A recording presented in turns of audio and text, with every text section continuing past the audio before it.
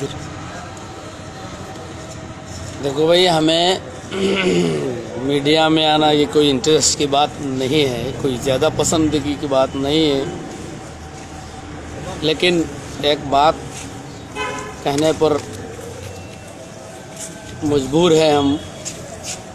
کہ ہندوستان کے مدارس اسلامیہ عجیب ہے کہ برادران وطن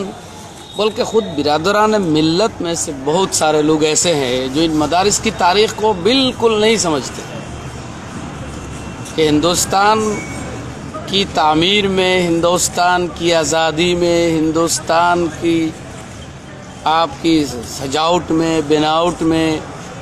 ڈیولپمنٹ اور پروگریس میں ان مدارس کا کردار کیا ہے۔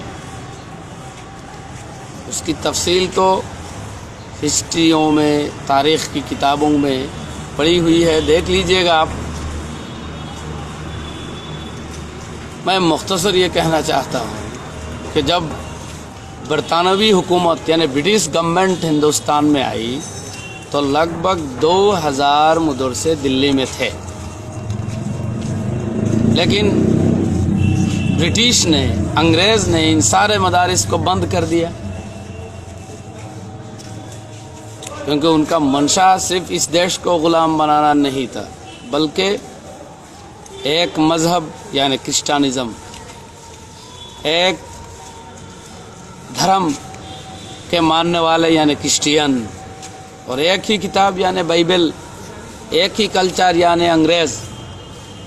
یہی چاہتے تھے۔ خاص طور پر علماء اور دوسرے دیندار طبقہ اس کے خلاف تھے، اور ان کو یہ لوگ دشمن سمجھتے تھے کہ جب تک یہ علماء دین یا مذہب کے رہنما حضرات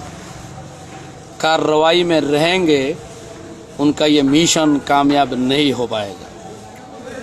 لہذا انہوں نے مذہبی تعلیمات پر پابندی لگاتے ہوئے سب سے پہلے مدارس کو بند کیا۔ پھر دن چلتا رہا۔ سن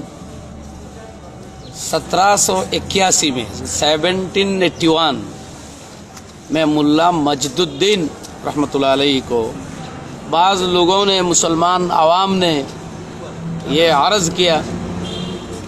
کہ آپ انگریز سے درخواست کر کے کم سے کم ہمارے اسلامک انسٹیٹیوشن قائم کروائیے، کیونکہ ہزاروں مدرسے بند ہے، اب اسلامک تعلیم میں اثر پڑ گیا۔ اگرچہ اس وقت بھی علماء کرام انفرادی طور پر اپنے اپنے ذمے میں دینی تعلیم کا مشن جاری رکھ رہے تھے، پھر بھی خاص طور پر ایک گورنمنٹ انسٹیٹیوشن کے لیے انہوں نے عرض کیا، تو ملا مجد الدین کی رہنمائی میں سب سے پہلے کلکتہ عالیہ مدرسہ قائم ہوا۔ یہ سرکاری آپ کے ایڈ میں، اعانت میں چل رہا تھا، لیکن کچھ دن بعد یہ ہوا کہ کلکتہ عالیہ کے پڑھنے والے اور پڑھانے والے اپنے مادر وطن کی غلامی کو برداشت نہیں کر پائے، انگریز کے خلاف لڑنے لگ گئے، موومنٹ میں پارٹیسپیٹ کرنے لگے،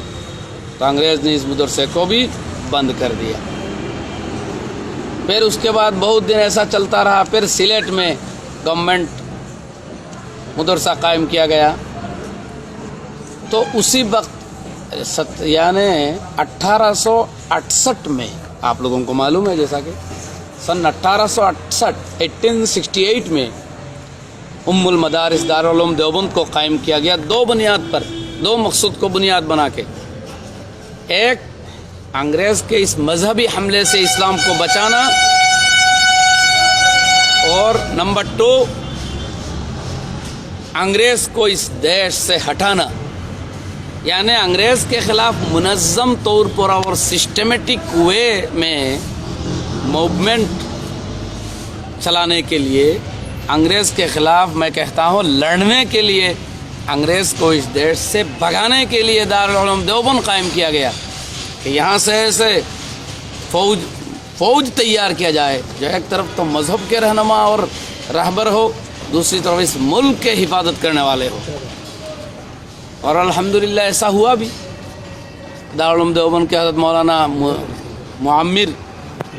سیدنا حضرت مولانا قاسم نانوتوی رحمۃ اللہ علیہ، شیخ الہند رحمۃ اللہ علیہ، پھر شیخ الاسلام حضرت حسین احمد مدنی رحمۃ اللہ علیہ، ان سارے بزرگوں کو بار بار جیل میں ڈال دیا گیا۔ اور میں کہتا ہوں کیا یہ لوگ بھول گئے کہ سب سے پہلے شاہ عبد العزیز محدث دہلوی رحمۃ اللہ علیہ نے یہ فتویٰ دیا تھا کہ انگریز کے خلاف لڑنا ہر مسلمان کا مذہبی فریضہ ہے۔ یہ تو ایک مدرسے کے شیخ الحدیث تھے، اس مدرسے پڑھنے والوں میں تو ایسے لوگ پیدا ہوئے جو انگریز کے خلاف فتویٰ دیا اور وطن عزیز کی حفاظت اور آزادی کے لیے لڑنے کو فرض قرار دیا۔ آج کس زبان سے یہ کہتے ہیں کہ مدرسے میں جو ہے اگرپنتھی بنایا جا رہا، مدرسے میں جنگی بات کی تعلیم ہے؟ مجھے صرف ہنسی نہیں آتی، عجیب سا لگتا ہے، کیسی بات ہے کہ یہ مدرسہ۔ ہاں ایسا ہوا کہ جب ملک آزاد ہو گیا تو ان مدرسوں کے بزرگوں نے مذہبی طرف زیادہ توجہ دی کہ بھئی چلو ملک آزاد ہو گیا، اب ملک کو سیاستدانوں پر چھوڑو اور ہم اپنے مذہب کی خدمات میں لگیں گے۔ چنانچہ ایسا ہوا بھی، اور شیخ الاسلام کو بہت ساری بڑے بڑے القاب دیے جانے کی پیشکش کی گئی کہ حضرت نے انکار کیا کہ نہیں بھئی ہم نے وطن کے لیے لڑا تھا، ہم نے وطن کے لیے لڑا تھا اس لیے کہ وطن آزاد ہو، اب وطن آزاد ہو گیا، ہمارا مقصود حاصل، اب ہمیں کوئی سیاسی منصب نہیں چاہیے۔ پھر یہ سلسلہ چلتا رہا، علماء کرام عام طور پر سیاست سے الگ آ گئے، تو کیا اس کا نتیجہ یہ ہے کہ اب ان علماء کو اور ان علماء جن مدرسوں میں پڑھاتے ہیں ان مدرسوں کو جنگی بات بنانے کا اڈا کہا جائے؟ عجیب، میں جہاں بیٹھ کے آپ کو بات کر رہا ہوں، الجامعۃ العربیۃ الاسلامیہ نون ایز دیورائل ٹائٹل مدرسہ، یہ مدرسہ 1938 کا ہے، اور یہاں کا جو ہے معمر مولانا عبدالجلیل چودھری رحمۃ اللہ علیہ، وہ خود جنگ آزادی میں براہ راست حصہ لیے، ملک کو آزاد کے لیے انہوں نے دو مرتبہ جیل کی تکلیف برداشت کی، اور آزاد نہیں بلکہ پھر غیر تقسیم ہندوستان کے لیے بھی وہ مسلم لیگ کے دشمن بن گئے۔ آج ان کا یہ مدرسہ ہے، تو کیا یہ جنگی بات ہے؟ نعوذ باللہ، بلکہ یہاں تو وطن کی محبت، وطن کی آزادی کے لیے جذبہ پیدا کیا جاتا ہے، جیسا کہ انسانیت، حقوق انسانیت کی حفاظت کے لیے، انسانیت کی حفاظت کے لیے، ہمدردی پیدا کرنے کے لیے، ایک قومی یکجہتی قائم کرنے کے لیے ذہن بنایا جاتا ہے، اللہ اور اللہ کے رسول کے دین کی اتباع کا ذہن بنایا جاتا ہے، ویسے ہی ملک کی ہمدرد، سماج کے ہمدرد، سماج کے سچے خادم بھی بنائے جاتے ہیں۔ تو یہ مدرسہ، یہ تاریخی مدرسہ ہے، یہ قریب جو ہے دیورائل سینئر مدرسہ، یہ بھی 1933 کا ہے، ہاں یہ تو بیفور انڈیپنڈنس، اور یہ مدرسے براہ راست حصہ لیتے تھے جنگ آزادی میں۔ آج ان مدرسوں کو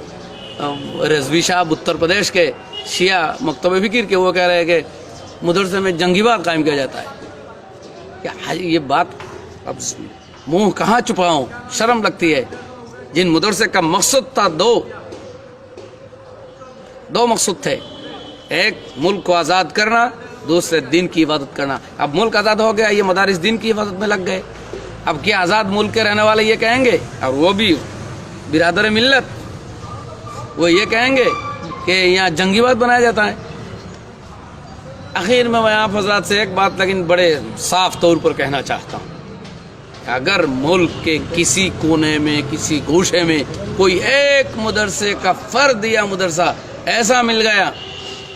کہ دیش کے خلاف کوئی بھی کارروائی میں وہ براہ راست یا بالواسطہ شریک ہے، تو اس کو صرف مسمار ہی مت کیا کرو، بلکہ اس کو قلع قمع کرو، اور اس کے ذمہ داران کو، اس کے ساتھ منسلک لوگوں کو ایسی تاریخی سزا دو کہ آنے والی دنیا ان کو یاد کرتی رہے گی۔ اور تم سے نہ ہو سکے تو ہم کو بلاؤ، آپ سے نہ ہو سکے تو ہم کو بلاؤ،